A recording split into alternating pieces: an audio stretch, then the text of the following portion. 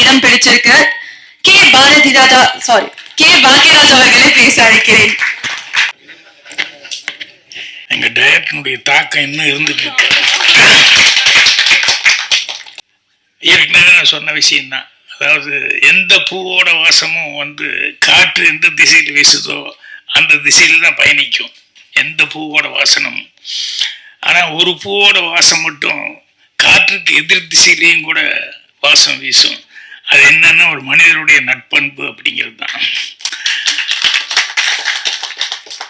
மெயினா இது பேசும்போது சென்சாரை பத்தி எல்லாம் பேசிட்டு இருந்தாங்க.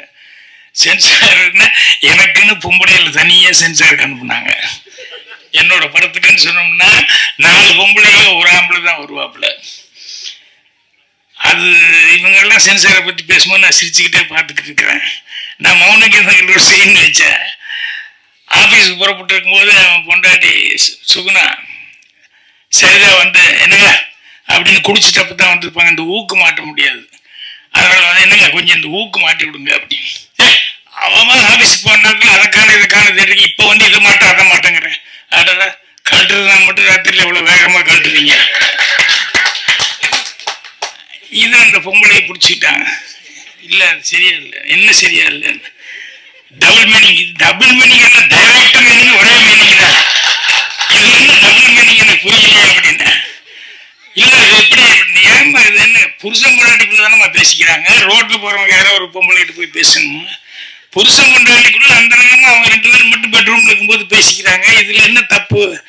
நீ ஏதாவது கொடுக்கறதுக்கு ஏதாவது ஒண்ணு கொடு, ஆனா இது பண்ணக்கூடாதுன்னு மட்டும் சொல்லக்கூடாது. அதை எப்படி நீங்க அதை சொல்லலாம் அப்படின்னு. இல்ல நீங்க 3-4 நாட்டில் தான் வச்சிருக்கீங்க. ஆமாம்மா நாட்டில் நடக்கிறது போல வச்சுக்கிட்டு தான் இருக்க முடியாது. என்ன பண்றது? இல்லை ஒன்றும் தப்பு ஒன்றும் இல்லையே. நான் சின்ன வயசுலேருந்து என்ன பார்த்துட்டு இருக்கேன்னா அது இது பண்றேன்.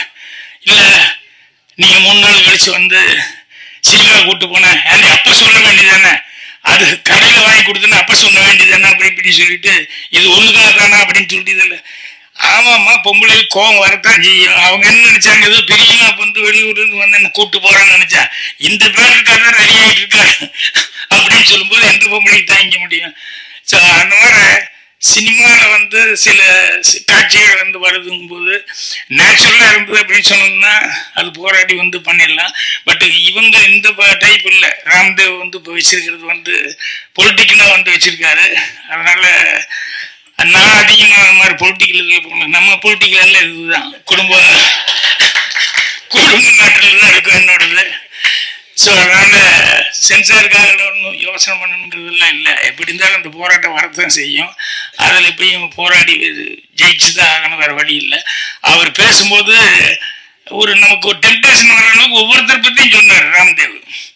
இவரை பத்தி அவரை பத்தி எப்படி எல்லாம் கூப்பிட்டா இப்படி எல்லாம் நடிக்க வச்சோம் அப்படி இப்படின்னு சொல்லிட்டு. இதுல அவருடைய டேலண்ட் தான் தெரியுது. இப்படி எல்லாம் ஒவ்வொருத்தரையும் ஐஸ் பண்ணி அவர் நடிக்க வச்சிருப்பாருன்னு. இதுல 2 பேருக்கு ரொம்ப நன்றி சொல்ல வேண்டியது.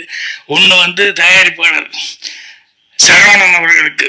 என்னன்னா அவரு ஒரு படம் நின்று போச்சு அப்படிங்கும் போது இது நமக்கு தேவையா அப்படின்னு நினைக்காம, ஐயோ ஒருத்தன் கஷ்டப்படுறான் பாதியில் நிறுத்திட்டு இதை எப்படியாவது நம்ம கரையேற்றி கொடுக்கணும் அப்படின்னு சொல்லிட்டு அந்த ஒரு பிராட் மைண்டோட அவர் வியாபாரம் அப்படிங்கிறது மட்டும் நினைக்காம ஒரு மனிதன் ஒன்று ஆரம்பிச்சுட்டா இவ்வளவு தூரம் ஆயிருக்கு, சரி நம்ம எப்படியாவது கரையேற்றி விடுவோம் அப்படின்னு சொல்லி சொன்னது அவருக்கு. அப்புறம் இதுக்கு விநாயகர் சொல்லி போட்டது நம்ம ஆளு யாரு ரங்கநாதன். முதல்ல கதையை சொன்ன உடனே அவர் சந்திரசேகர் சார்கிட்ட கொண்டு போய் கூப்பிட்டு அவர்கிட்ட சொல்லி எல்லாமே சொல்லி. ஸோ ஒரு சிறப்பான படத்துக்கு இவங்க எல்லாம் உதவி பண்ணியிருக்காங்க. இவங்க எல்லாத்துக்குமே என்னுடைய மனமார்ந்த நன்றியும் வாழ்த்துக்களையும் நான் தெரிவிச்சுக்கிறேன். அவங்க சொன்னதில் வச்சு அவங்க பேசுனது வச்சு படம் கண்டிப்பாக இந்த நேரத்தில் இந்த மாதிரி பொலிட்டிக்கல் சட்டையர் படம் வந்தது அப்படின்னு சொன்னோம்னா எதிர்பார்ப்பு கூடுதலாக தான் இருக்கும். அது சிரிச்சுக்கிட்டு காமெடியாக சொல்லும் போது கண்டிப்பாக எல்லாத்துக்கும் பிடிக்கிற மாதிரி தான் இருக்கும். அதனால ரவி மீடியா அவர்களுக்கு என்னுடைய மனமார்ந்த வாழ்த்துக்களை நான் தெரிவிச்சுக்கிறேன். அவர் கேரக்டர் படத்துக்கு இப்படி என்னன்னு தெரியல, பட் இங்க எல்லாரும் பேசுனதை வச்சு அவர் கேரக்டர் பார்க்கும்போது அதுவே அவருக்கு பெரிய பேரும் புகழையும் வாங்கி கொடுக்கும். அவர் எனக்கு என்னுடைய மனமார்ந்த வாழ்த்துக்கள் எல்லாத்துக்கும் தெரிவிச்சுக்கிறேன். நன்றி, வணக்கம். பேரரசு அவர்கள் நீங்கள் தொடர்ந்து நடிக்க வேண்டும் என்று என்னிடத்தில் கேட்டார்கள். பொதுவாக ஒரு 100% சுயமரியாதைக்காரன் தான். யாரிடத்திலும் எதற்காகவும் நான் போய் யாருடைய வாசலிலும் நின்றதில்லை. எனக்கு வந்திருக்கிற வாய்ப்புகள் எல்லாம் தானாக வந்ததானே தவிர நானாக கேட்டு பெற்றதில்லை. ஆனால் சினிமா எனக்கு புதியதுதான். ஒரு சினிமா ஒரு மிகப்பெரிய தாக்கத்தையும் வீச்சையும் ஏற்படுத்த முடியும் என்பதை நான் மாணவனாக இருக்கும் பொழுதே நான் உணர்ந்திருக்கிறேன். மக்கள் திலகம் எம்ஜிஆர் இந்த மண்ணில் முதலமைச்சராக இருந்தார் என்பதற்கு சினிமாவும் ஒரு காரணம் என்பதை யாரும் மறுக்க முடியாது.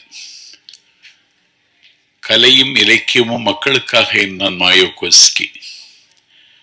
ஆகவே கலையும் இலக்கியமும் மக்களுக்காகவே இருக்க வேண்டும்.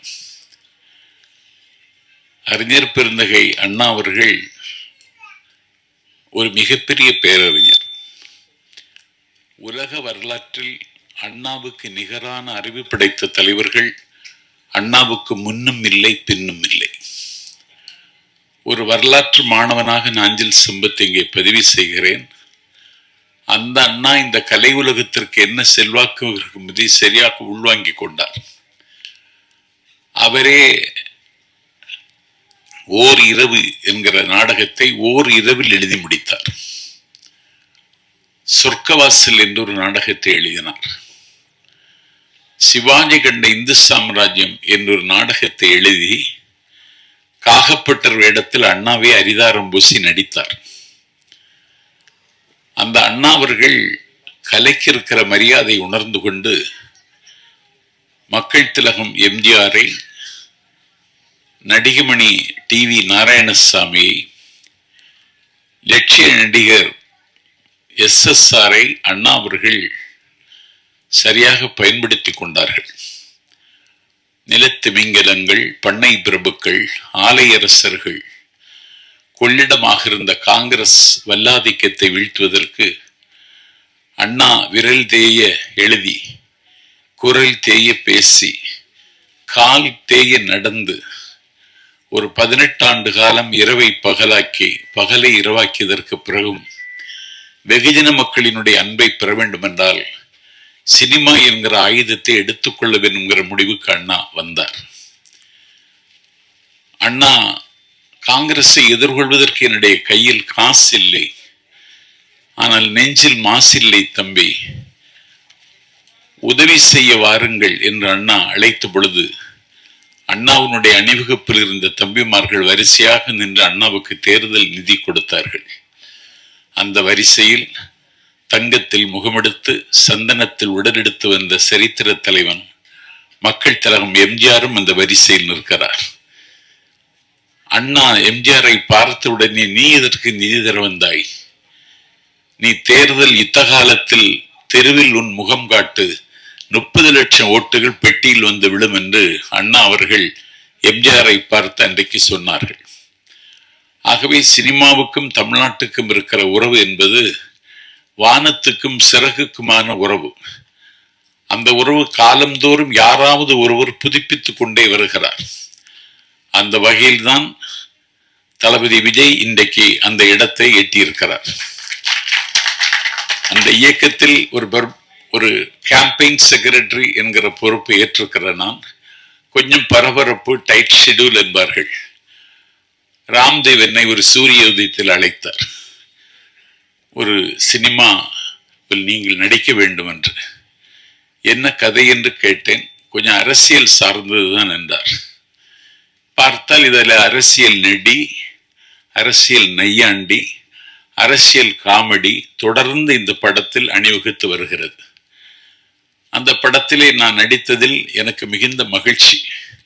எனக்கு இந்த படத்தில் நடித்ததன் மூலம் கவிதாலயா சரவணன், ரவி மரியா, கஞ்சா கருப்பு, கேமராமேன் கார்த்திக் நாயர் போன்றவருடைய நட்பும் தொடர்பும் தோழமையும் எனக்கு கிடைத்திருப்பது இந்த படத்தில் எனக்கு கிடைத்த லாபம்.